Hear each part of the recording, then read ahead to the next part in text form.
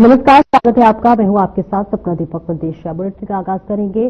श्री झूलेलाल धाम में बीजेपी प्रदेश मीडिया प्रभारी अमित चिमनानी के संयोजन में आयोजित मेगा मेडिकल कैंप में मुख्यमंत्री विष्णुदेव साय सहित दिग्गजों ने शिरकत की। साथ ही हजारों की संख्या में लोगों ने कैंप का लाभ लिया। पूज्य बाबा गुरदास राम साहिब के 94वें जन्मोत्सव के उपलक्ष्य में आयोजित इस कैंप में मुख्यमंत्री विष्णुदेव साय ने कहा कि अच्छा स्वास्थ्य ही जीवन की सबसे बड़ी संपदा है।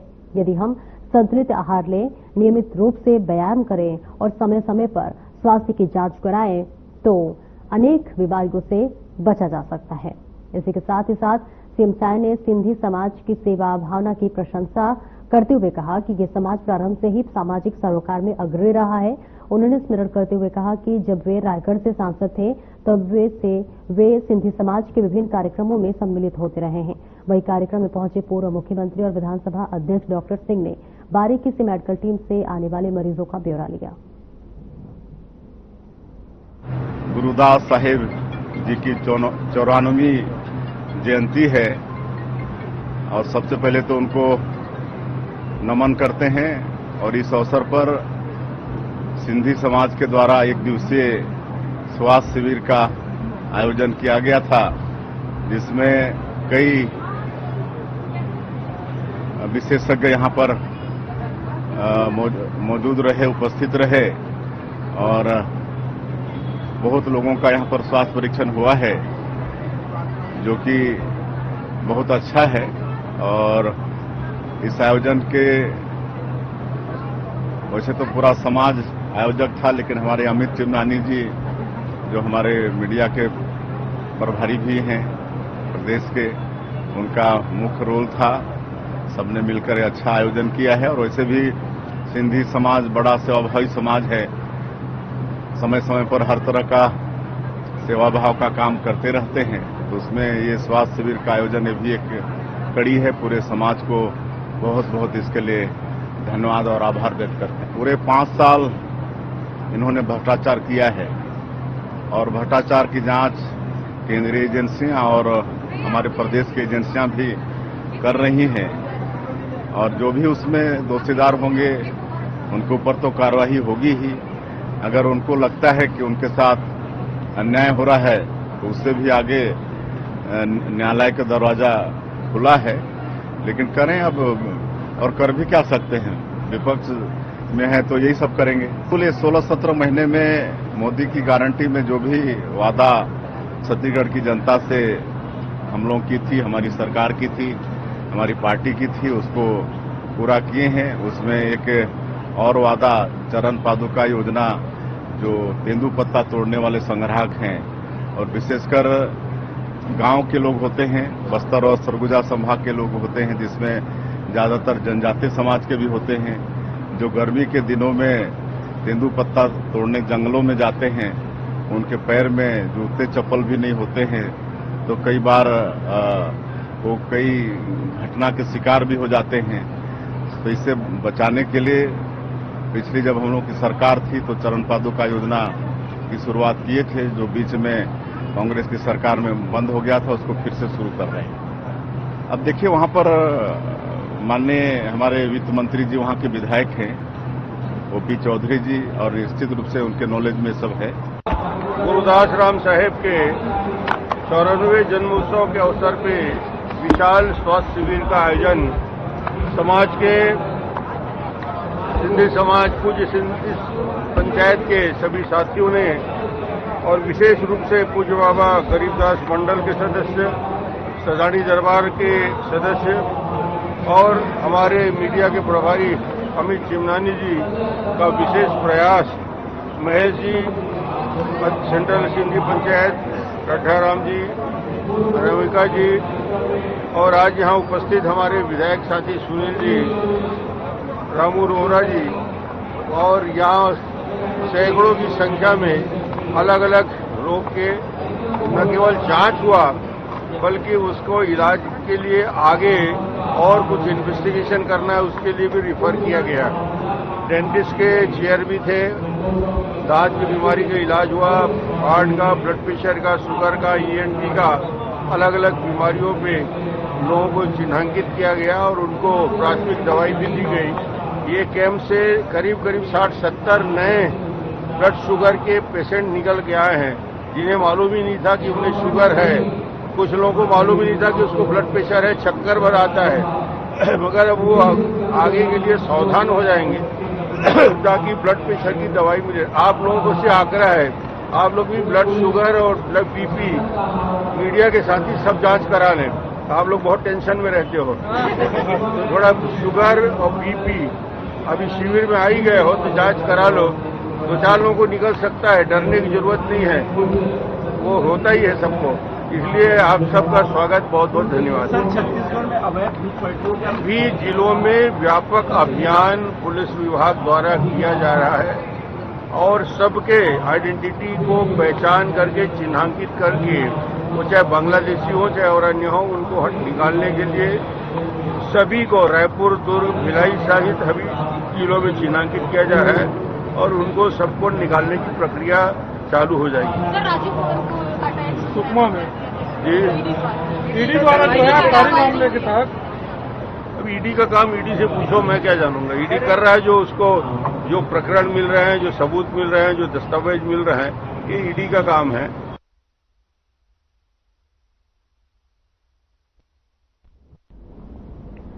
और आगे बढ़ेंगे। राजनांदगांव में जिला बीजेपी कार्यालय में राज्य के वन मंत्री केदार कश्यप ने प्रेस वार्ता की। इस दौरान प्रधानमंत्री नरेंद्र मोदी के 11 वर्ष पूरे होने पर कहा कि 2025 में प्रधानमंत्री नरेंद्र मोदी के नेतृत्व में केंद्र सरकार को बने हुए 11 वर्ष पूरे हो रहे हैं और वहीं पीएम मोदी के नेतृत्व में बनी सरकार के तीसरे कार्यकाल का 1 वर्ष पूरा हो चुका है। इसे नए भारत का अमृतकाल भी कहा जा रहा है।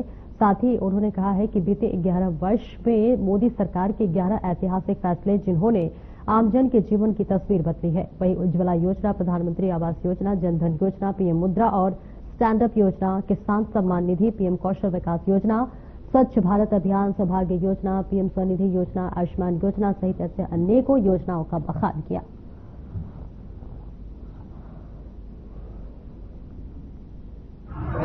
भारत की छवि की यहाँ पर अनेक स्कीम हुआ करते थे।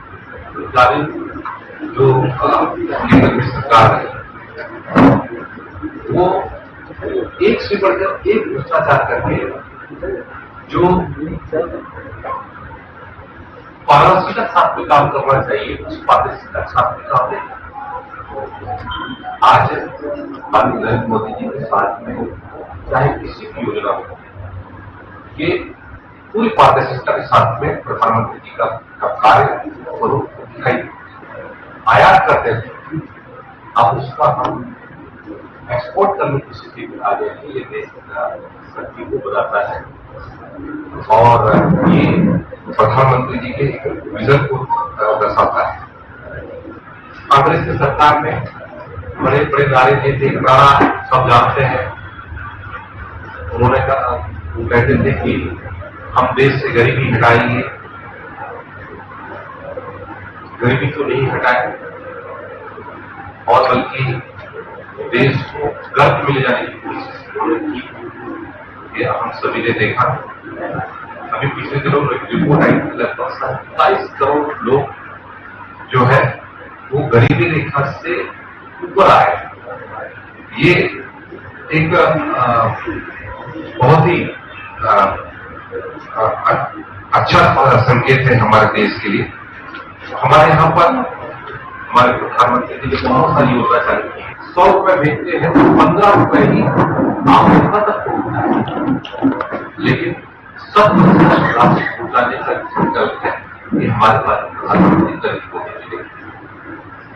यदि हम बात करें कि हमारे यहाँ पर लगभग 80 से 85 करोड़ लोगों को प्रधानमंत्री गरीब कल्याण अन्न योजना के तहत चावल देने का प्राप्त है, अनाज देने का प्राप्त है। हमारे प्रधानमंत्री और उसके साथ साथ हमारे यहाँ पर जो आयुष्मान कार्ड, उज्ज्वला योजना या फिर हमारे यहाँ पर प्रधानमंत्री किसान सम्मान निधि, संख्या हमारे पूरे देश में इसका लाभ दिया जा रहा है। आप कल्पना करिए आयुष्मान कार्ड के ही मैं उदाहरण बताता हूँ, लगभग 40 से 50 करोड़ लोगों को इसका सीधा सीधा लाभ किया। 40 से 50 करोड़ हमारे मतलब आप ये सोचिए कि कितने देश होंगे, पूरा यूरोप मिलाकर के क्या करते हैं, एक 40-50 करोड़ नहीं होगा। बड़े से बड़े देश हम लोग दुनिया में दूसरे नंबर पे है जहां पर जनसंख्या ज्यादा है। तो सरकार का उद्देश्य ऐसा होना चाहिए।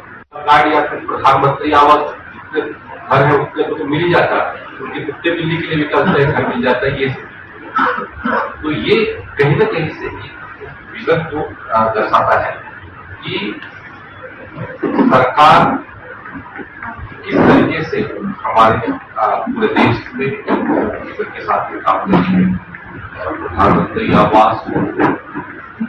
प्रधानमंत्री आवास के लिए तो ये कहना चाहूंगा कि छत्तीसगढ़ में विशेष तौर पर यहाँ पर जो पूर्व सरकार है उन्होंने गरीबों का इस आवास का निर्माण किया, जो गरीबों का आवास बनने दे दिया। आप कल्पना करिए कि आज से 4 साल 5 साल पहले किसी के आवास बन गए होते जिस लागत पे, या उसको 5 साल पहले जो सुविधा मिल गई थी। और जो लोग बड़ा बड़ा बात कहते थे कि हम गरीबी मिटाएंगे, हम शिक्षा देंगे, हम स्वास्थ्य लेंगे, उन लोगों ने कभी इस विषय में चिंता नहीं की। और बल्कि जिनका आवास मिलता था उस आवास को उन्होंने रोक करके इस बात को साबित किया कि लोग आवास के बंधन है, न वो गरीबों का जो चावल जिस तरीके से पिछले बार घोटाला किया उस पर भी तो वो है गरीबों को चावल जबर करने वाली ने इस छत्तीसगढ़ में उन्होंने नेतृत्व किया। यहां तक मुझे याद है माननीय नरेंद्र मोदी जी जो संकल्प लेते हैं उस संकल्प को पूरा करने की दृष्टि से पूरे जी जान से जुड़ जाते हैं और वो सपना भी साकार हो पाता है। हम तो से प्रतिनिधित्व करता हूं और हम लोगों ने लगभग 50 वर्षों से नस्लवाद की पीड़ा को झेला और उस नस्लवाद को जो 31 मार्च 2026 खत्म करने का जो संकल्प पूरा करते हुए हमारे छत्तीसगढ़ मुख्यमंत्री श्री विष्णुदेव साय जी, हमारे गृह मंत्री जय शर्मा जी, पूरी सरकार की। कभी कभी तो ये लगता है कि साल 1.5 साल के पहले क्या स्थिति थी और आज क्या स्थिति है। जीवन में मैंने सवाल जाऊंगा तो बहुत लंबा हो जाएगा।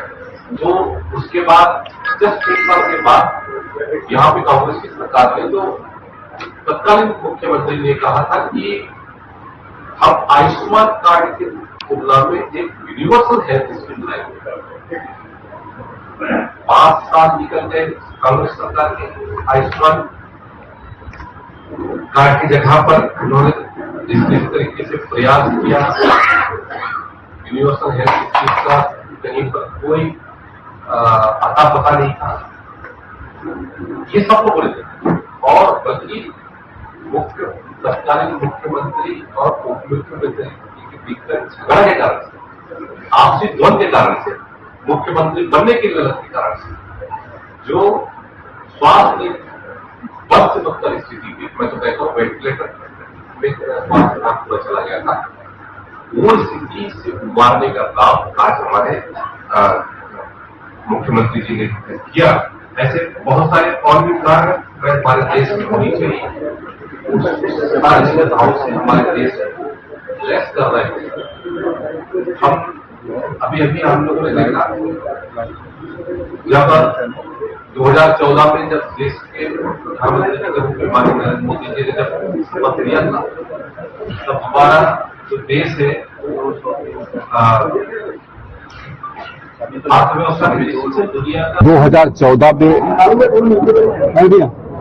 देश के प्रधानमंत्री के रूप में माननीय नरेंद्र मोदी जी ने जो संकल्प लेकर के आगे बढ़े और इन 11 वर्षों के सफर में अनेक ऐसे अवसर प्राप्त हुए जब किसी को यकीन नहीं होता था कि इन सब विषयों का क्रियान्वयन निचले स्तर पर हो, और वो बेहतर तरीके से क्रियान्वित हुआ। अधोसंरचना के क्षेत्र में हो, चाहे स्वास्थ्य के क्षेत्र में हो, शिक्षा के क्षेत्र में हो, हर क्षेत्र में। यदि हम आज बात करें तो आज प्रतिदिन 34 किलोमीटर सड़क देश में बन रहा है, ये भी एक बड़ी उपलब्धि है।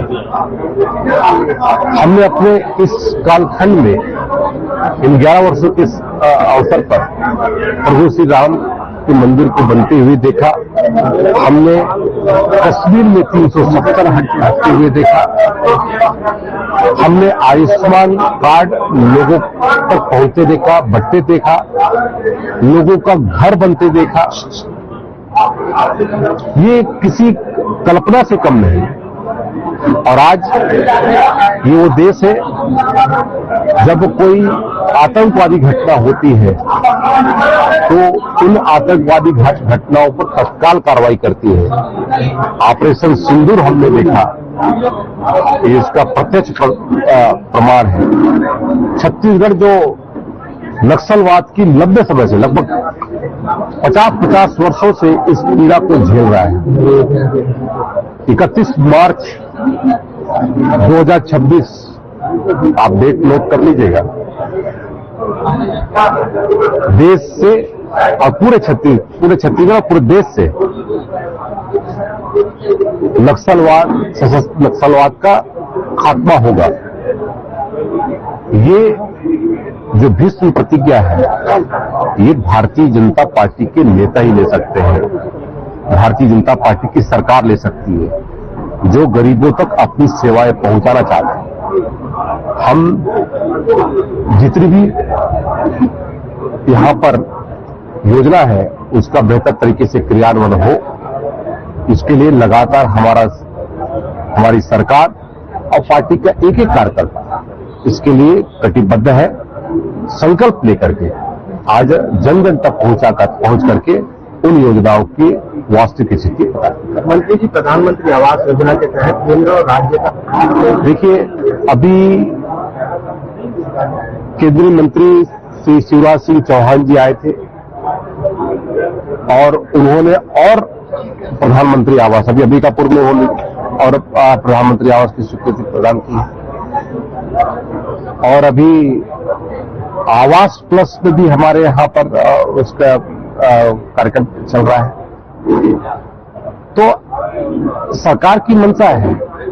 ये प्रश्न तो अब कांग्रेस वालियों से पूछना चाहिए जिन्होंने 5 साल तक प्रधानमंत्री आवास बनने नहीं दिया।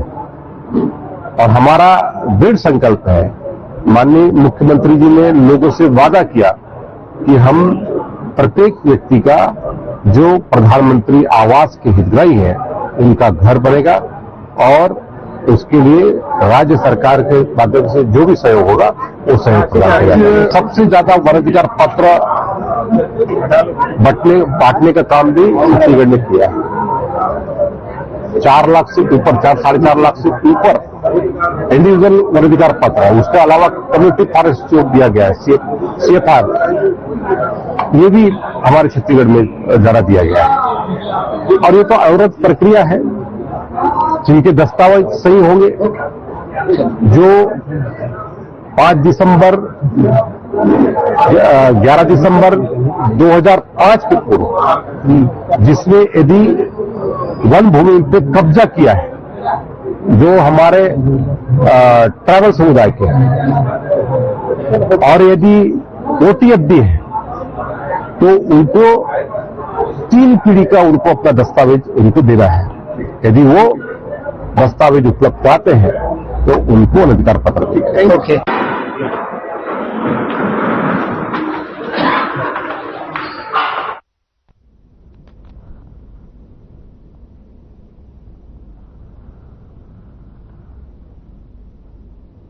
तो देखिए, तस्वीरें आपको दिखा रहे हैं जहां पर देश के प्रधानमंत्री नरेंद्र मोदी के कार्यकाल का 11 साल हो गया है। उसके बाद से लगातार बीजेपी जो है अपनी उपलब्धियों को गिनवाते हुए नजर आ रही है। कई योजनाओं का भी जिक्र यहाँ पे किया जा रहा है। मुद्रा योजना की बात कर ले, उज्ज्वला योजना की बात कर ले, तमाम ऐसी योजनाएं जो कि मोदी के कार्यकाल में हुए सभी को सौगात दी गई, जिसके बाद से अब बीजेपी तमाम योजनाओं को गिना रही है। अब आगे बढ़ेंगे, जहां छत्तीसगढ़ शराब घोटाला केस में ईडी ने कवासी लखमा और बेटे हरीश लखमा के खिलाफ बड़ी कार्रवाई की है। सुकमा में लखमा के मकान और रायपुर के बंगले को भी ईडी ने अटैच किया है। इसमें हरीश लखमा की भी संपत्ति अटैच के सबसे इसके साथ ही ईडी ने सुकमा कांग्रेस पार्टी के कार्यालय में भी अटैच किया है। ईडी की इस कार्रवाई के बाद से राजनांदगांव के कांग्रेस कार्यकर्ताओं का गुस्सा फूट पड़ा।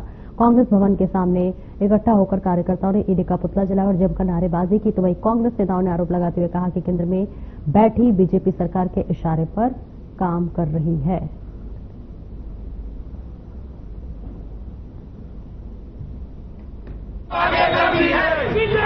ये भारतीय जनता पार्टी के द्वारा सुकमा में राजीव भवन को पूर्व करने एवं अटैच करने का जो भारतीय जनता पार्टी के सरकार के इशारा में ईडी के द्वारा दुर्भावनापूर्ण हमारे कांग्रेस पार्टी को और राजनीतिक द्वैवंश आज कवासी लखमा को भी टारगेट किए जा रहे हैं। ये इसकी हम ये निंदा करते हैं और ये पहली घटना है कि कोई कांग्रेस भवन के कोई राजनीतिक पार्टी के भवन को ये पूर्व कर रहे हैं। ये हमारी कार्यकर्ताओं की भवन है, पार्टी की भवन है और इसमें किसी राजनीतिक के देश में अगर हमारे देश में आज भारतीय जनता पार्टी की सरकार है, उन्हें दुर्भावनावश कांग्रेस पार्टी की छवि को धूमिल करने के लिए ये राजीव भवन को जो पूर्व करने के जो नोटिस जारी किए हैं, जो अटैच करने का जो काम कर रहे हैं, इसको हम सब कांग्रेस जन निंदा करते हैं। आज पूरे छत्तीसगढ़ में प्रदेश कांग्रेस कमेटी के निर्देश में जो राजीव भवन को जो अटैच किए हैं, उसका पुतला दहन पूरे छत्तीसगढ़ में कर रहे हैं। ये पूरा दुर्भावनाओं से ग्रसित है और दुर्भावनावश भारतीय जनता पार्टी जो है कांग्रेस की छवि करने का ये प्रयास कर रहे हैं, जिसका हम सब लोग निंदा करते हैं। उसी को लेकर आज हम लोगों ने भारतीय जनता पार्टी और ईडी का पुतला दहन किया। प्रवर्तन निर्देशालय के द्वारा सुकमा जिला कांग्रेस कमेटी के जो राजीव भवन है, हमारा कांग्रेस पार्टी का भवन है, उसको कुर्की की कार्यवाही की गई है। प्रदेश कांग्रेस कमेटी के निर्देश पे आज हम सब ने ईडी के खिलाफ में पूरे प्रदेश में जिला स्तर में पुतला दहन का कार्य किया गया है। किसी भी पार्टी के भवन को इस प्रकार पूर्व करना समझ से परे है। वो लोग का कहना है कि लखमा जी का पैसा लगा है। क्या लखमा जी ने वहां चेक से पैसा दिया? लखमा जी ने पैसा दिया, उसकी कोई रसीद कटी है? क्या उसका सबूत है? किसी भी जिले में, किसी भी ब्लॉक में जब कांग्रेस भवन बनता है तो वहां के जो कार्यकर्ता होते हैं और कांग्रेस के कार्यकर्ता जो हजारों की तादाद में है, 100 रुपया, 200 रुपया, 500, 1000 रुपया का चंदा हो तो वो भवन बनता है। और इस भवन को कुर्क करने का जो काम ईडी ने किया है वो बहुत ही निंदनीय है। ये प्रजातंत्र के हित में नहीं है। आप किसी एक पार्टी को खत्म करना चाहते हैं। भवन क्या होता है पार्टी का? भवन पार्टी का वो जगह होता है जहां पे बैठ के पार्टी की रणनीति बनाई जाती है और उस भवन को कुर्क करना निश्चित ही बहुत निंदनीय है और शर्मनाक है। हम सब कांग्रेस के कार्यकर्ता इस लड़ाई को आगे भी लड़ेंगे और आज हमने ईडी के खिलाफ पुतला दहन किया। इसके पीछे आप किसको मानते हैं? इसके पीछे सीधी सी बात है, प्रदेश में भारतीय जनता पार्टी की सरकार है, देश में भारतीय जनता पार्टी की सरकार है। कहीं ना कहीं वो कांग्रेस को कमजोर करने का प्रयास कर रही, मगर मैं ये बताना चाहता हूं कि कांग्रेस न पहले कमजोर थी, न आज है, न कभी होगी।